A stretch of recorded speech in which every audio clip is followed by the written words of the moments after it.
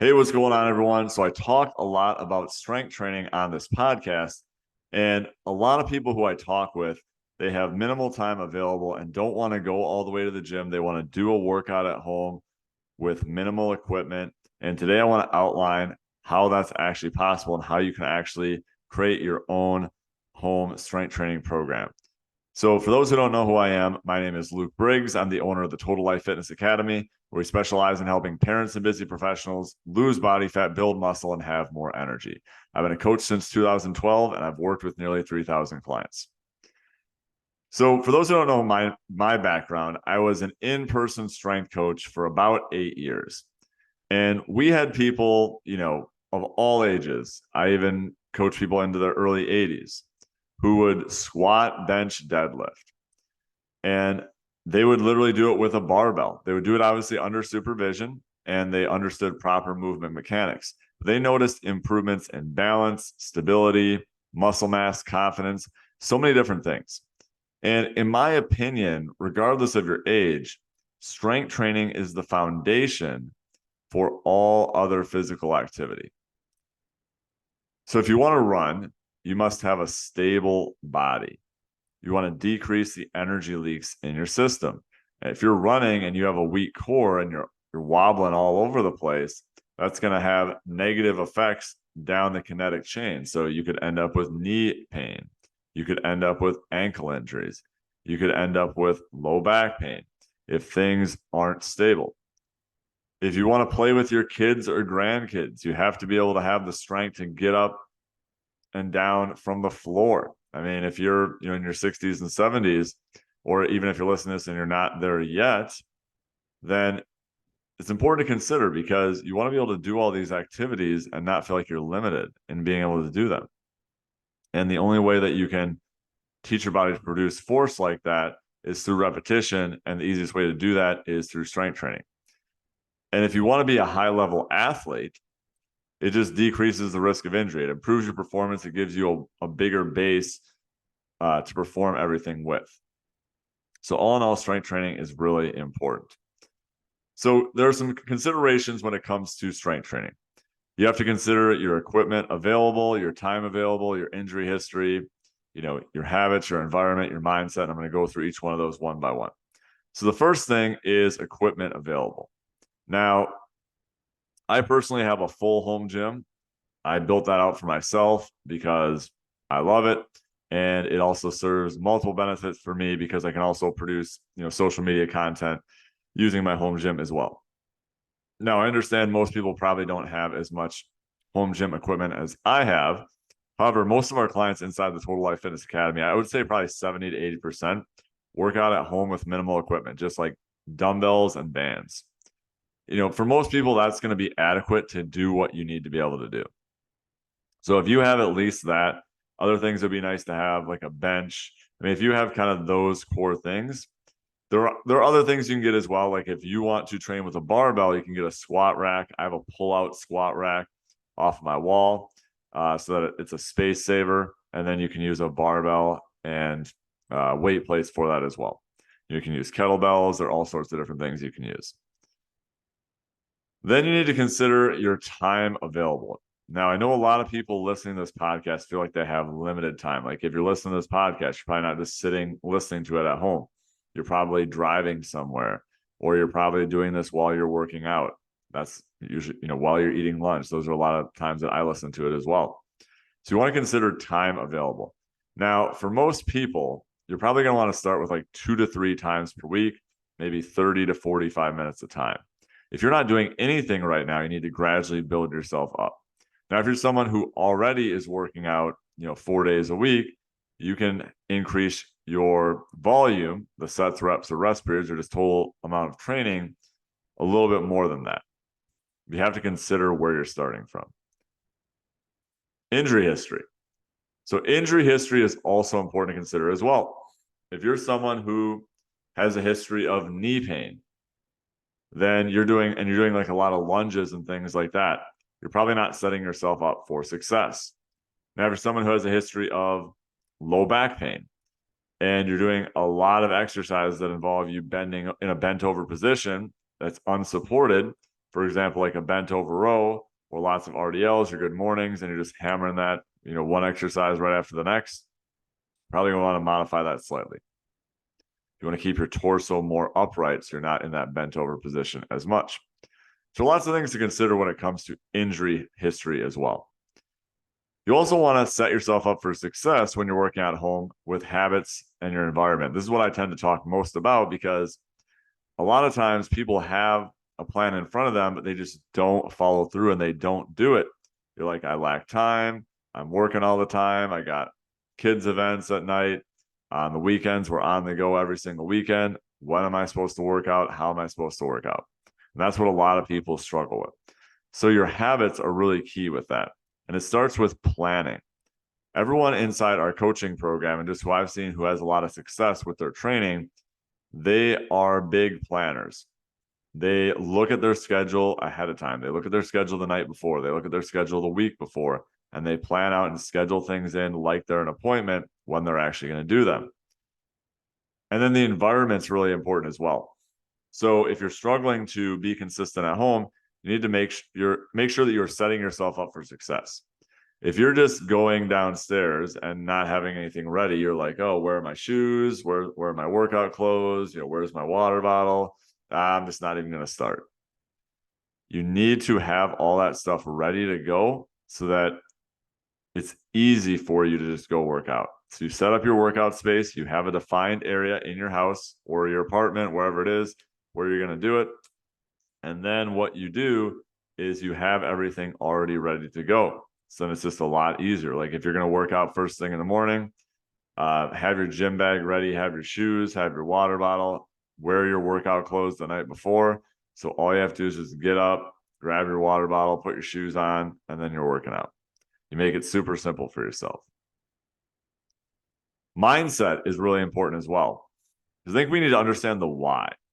Because right now it may seem overwhelming if you're not currently strength training, how to actually add that in. Or if you are strength training, but not as consistently, and you want to increase that consistency, it's important to understand why it's important as well. Or even just like if you already are strength training, why it's important to continue and why it's important to always put in that maximal effort when you are strength training. So numerous reasons why strength training is important. I'm only going to get into some of them here.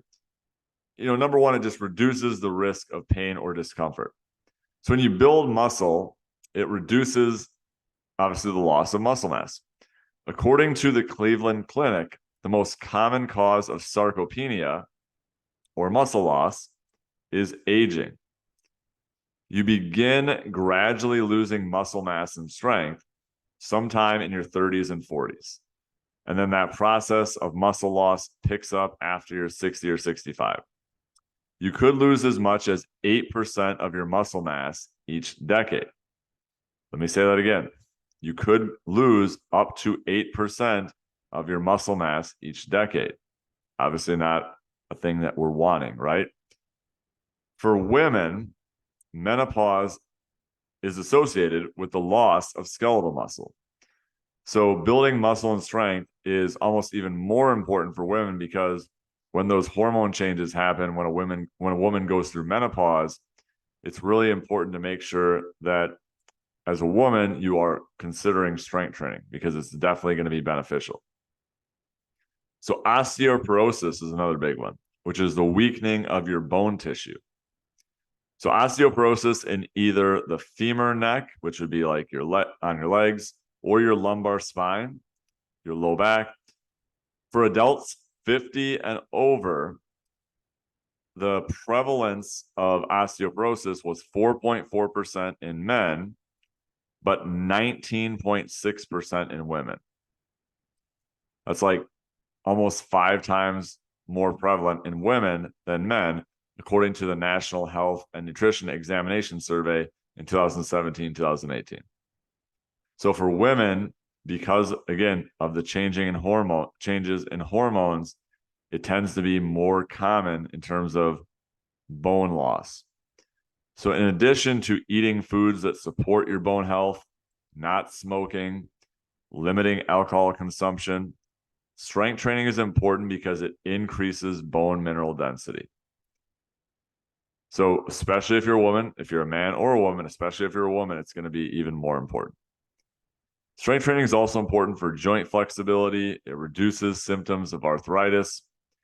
It helps with weight loss too. A lot of people, who are listening to this might want to lose weight, and it helps with weight loss because it helps you build muscle tissue, and the more muscle you have, the better your metabolism is going to be. Strength training may even help you live longer.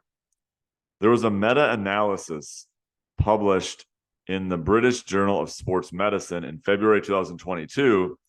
It found that people who perform resistance training are less likely to die prematurely than those who don't. Even if aerobic workouts, even if cardio isn't a part of your routine, independent of that, if you perform strength training versus people who don't perform strength training, the chances of you dying are decreased.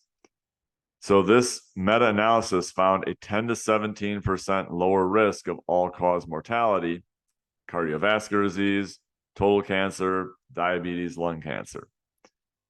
You can find different percentages in different places. Like you'll find all sorts of different percentages of, the decrease of risk of all-cause mortality or just the likelihood that you're going to die from something. But all of them are going to say being stronger is just a good thing for decreasing your risk of death. So these are a number of reasons why strength training is important. Now, how do you actually make it happen at home? So again, equipment needed. If you just have bands and dumbbells, you're probably going to be pretty good. You can add things. If you want to add cables, if you want to add squat rack and barbells, if you want to add other machines, if you want to add kettlebells, there are all sorts of different things that you can add. What exercises should you do? So I'm a huge fan of movement patterns. I don't believe there are definitive exercises that people should do. However, I believe that there are certain movement patterns that for the majority of people are going to be better than others.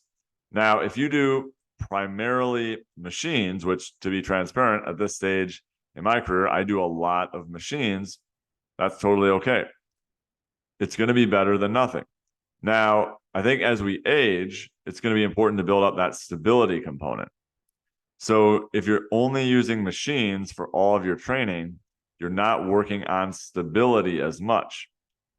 So that's why you want to use some body weight movements as well, or more free weight type movements. So I believe in the movement patterns such as the squat, the hinge, which is like the RDL or deadlift, pushing, pulling, single leg movements for certain populations as well, depending on your weight and injury history, and then core as well. Now, the frequency of your training, I think, again, for most people, probably 2 to 3 times per week, could be higher if you can commit to it consistently. You can increase the frequency of your training if you want to improve muscle hypertrophy even more. Now, muscle hypertrophy is basically muscle growth. So if you want to grow your muscles at a greater rate, increasing the volume and training frequency are definitely going to help with that. Now, that might not be a goal of everyone's, but if you are going again from nothing to something, you are also going to improve muscle hypertrophy as well. And no, we're not talking about building muscle like a bodybuilder. 99% of people who are listening to this podcast do not want to become bodybuilders. They want to, look and feel better. And muscle hypertrophy or muscle growth is important for everyone for numerous reasons. We just explained a few of them before. So what's going to be better long-term, lifting at home or lifting at the gym? The answer is going to be frank, wherever you can be the most consistent. So if you can be consistent at home and you're just like, if I end up going to a gym, I just know I'm not going to be consistent with it, then keep working out at home. Now, if you become consistent over time and you just have minimal equipment at home, over time, you're going to want to increase the relative challenge and stress on your muscles. There are definitely a number of ways you can do that. The easiest way to do that is going to be increase the load or increase the weight that you use. And if you don't have a lot of weight at home, you could either get heavier weights for home or you could go to a gym. So I would say, like, if you're like an average person with decent relative strength, men or women, if you if you want to just improve, it's going to be more beneficial long term to have more than 10 or 15-pound dumbbells or 20-pound dumbbells, right? Like you're going to be able to do more than that. Not This is coming from someone who has coached lots of people at all ages in person, and I've seen it firsthand. So ways to add challenge: if you're at home and you just have minimal equipment and you're just doing like 3 sets of 10, it's like, well, how do I make this harder? So obviously, if you can add resistance, that's always going to be the best way, as long as your form, your technique, you're confident with. So before you add challenge, you always want to make sure that your form is 100% correct. And if you're not sure about your form, then I would stay there. Tempo is a big one. So tempo, for most people, it's going to be going slower. A lot of people go really fast when they exercise, like they'll just crank out 1,000,000 push-ups in a row. Instead, go slow on the way down of the push-up and then come back up faster. Or you can go down slow and come up slow. That increases the time under tension. So if you normally just do regular pace push-ups, do push-ups where you lower yourself for 3 or 4 seconds and then come back up. You can also add pauses. So you can pause during the movement. So again, using a push-up as an example, just because it's simple to understand, if you go down and you're lowering yourself under control, pause maybe about an inch when your chest is an inch away from the ground, pause for a second or two, and then press back up. Same thing if you're doing a squat. Lower yourself under control, 3 or 4 seconds, pause for a second or two at the bottom, and then come up faster. Adding tempo work and pauses can definitely add challenge to your strength training. Another way to add challenge is to decrease your rest periods. So if you're doing, let's say you're doing a superset of squats and push-ups, meaning you're doing them both back to back, instead of resting a minute between sets, you could add challenge by doing 45 seconds between sets and then 30 seconds between sets, as long as you are maintaining proper form. All this is always considering that you're using proper form. If you're not sure of your form or technique, do not continue to add challenge, because then you're going to increase your risk of injury, and the benefits that you're going to get are not going to be as great in other areas as well, such as weight loss. So decreasing rest periods between sets, because you're getting the same amount of work done in less time. Other ways to add challenge are in the same amount of time, basically adding volume, like increasing the number of sets and reps that you do. So if you're normally doing 3 sets of 10 push-ups and squats, do 4 sets of 10 push-ups and squats. Another way to add challenge is to decrease your stability requirements. So if you're doing a standing single arm row with a band, stand on one leg. Instead of standing on 2 legs, you're standing on 1 leg and performing the row. It's going to be harder because you're going to be less stable. Or if you normally have a wider base, have a narrower base. It's going to force you to stabilize through your core a lot more. You can also do more advanced progressions. So if you're doing a push-up and a regular push-up is too easy, you can do a close grip push-up, you can do a tiger push-up, you can do a diamond push-up, you can do a feet elevated push-up, you can do a Spider-Man push-up, you can do a weighted push-up. There are all sorts of different progressions and ways that you can challenge yourself. That's another thing that you can add that's a cheap piece of home equipment, is a weight vest as well, if you're doing a lot of body weight movements. Same thing like with squats. If a body weight squat is too easy, like it is for most people, do a kettlebell squat or a dumbbell squat. Then you could hold 2 dumbbells at once. Then you could do one with pauses. Like there are always different ways that you can progress it. So putting this all together, if you want to put together an actual strength training program, again, I would start with the major movement patterns that I just talked about above: the squat, the hinge, the push, the pull, single leg movements, and core movements.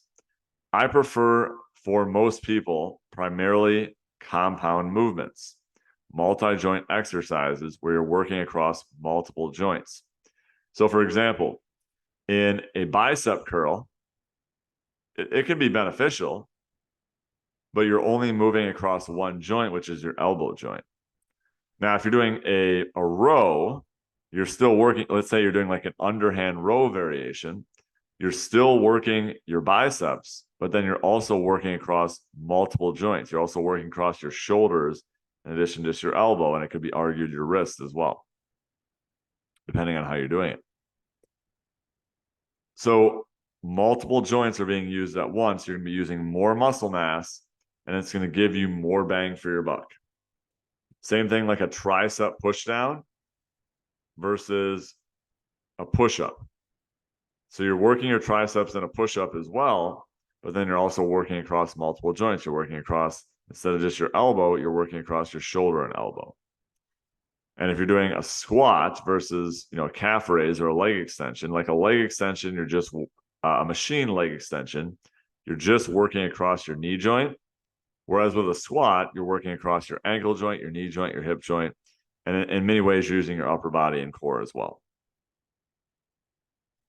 So a squat is really a full body exercise, especially when you're doing it right. So putting it all together, you could create a program where you pick a squat exercise, you pick a push-up variation or a press variation. It could be overhead press, it could be band press, it could be dumbbell floor press, it could be dumbbell bench press. This is just assuming that you have minimal, dumbbells and bands at your disposal. You could do like an RDL variation, a hip hinge variation. You could do a band RDL. You could do a good morning. You could do a dumbbell RDL. There are a number of different variations that you could do. For a row, you could do a number of different variations with a row. You could do a standing row. You could do a single arm dumbbell row. You could do a bent over dumbbell row. You could do a bent over dumbbell band, bent over band row. You could do a band attached to a higher surface and then do a lat pull down. You could do a kneeling lat pull down, a half kneeling lat pull down, a seated lat pull down.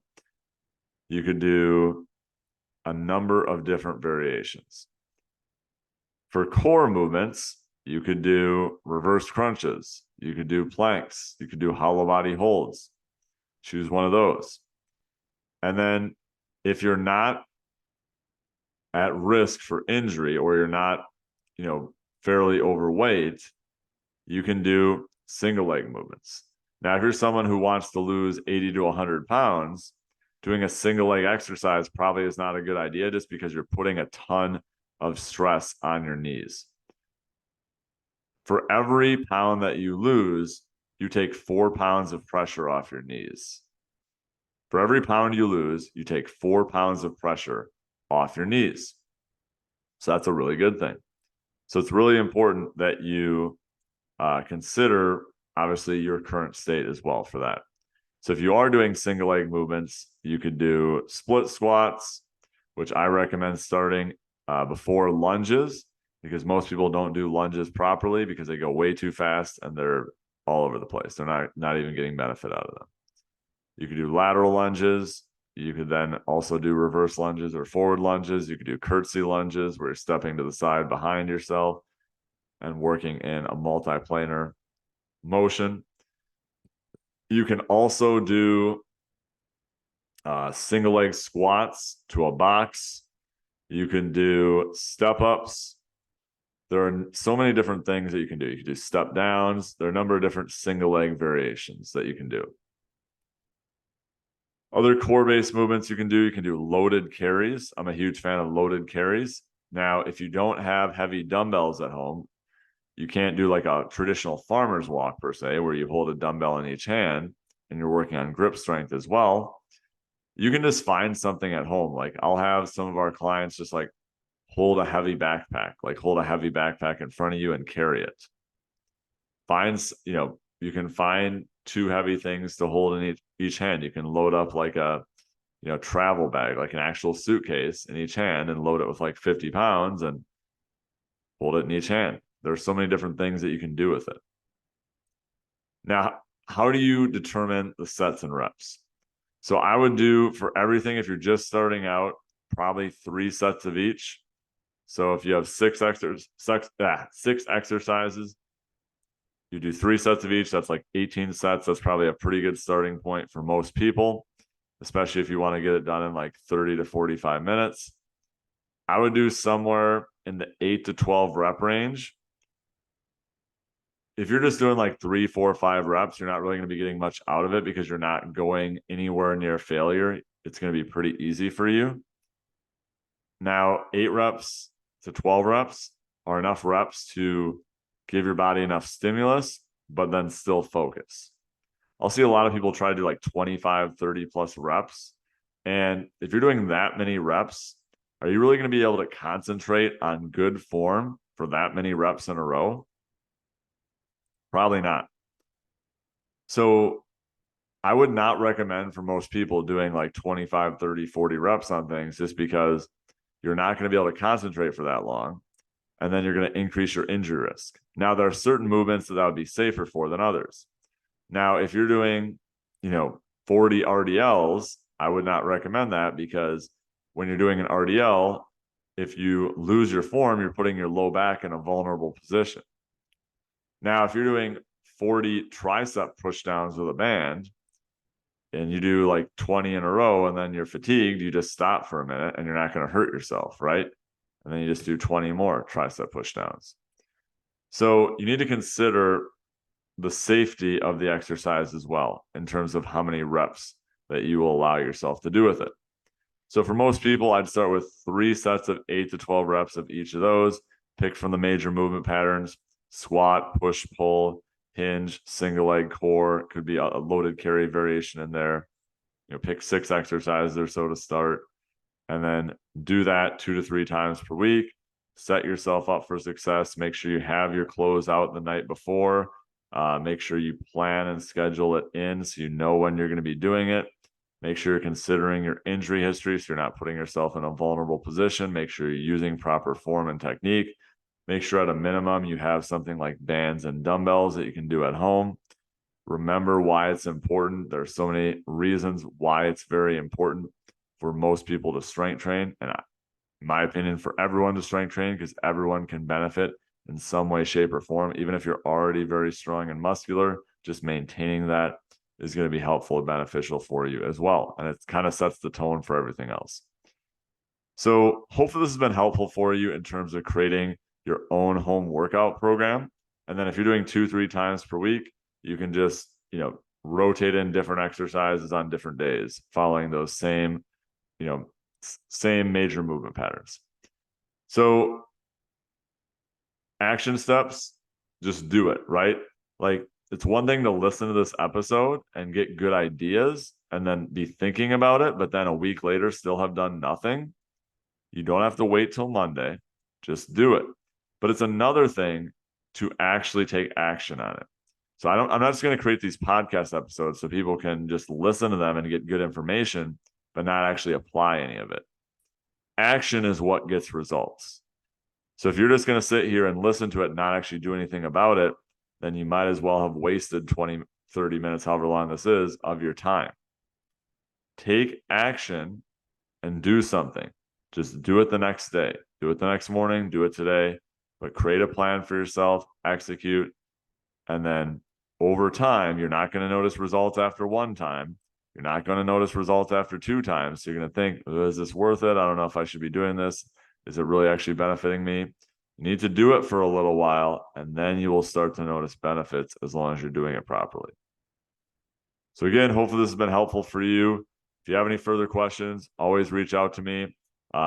Check out the links in the description below for ways to contact me, and we will talk soon.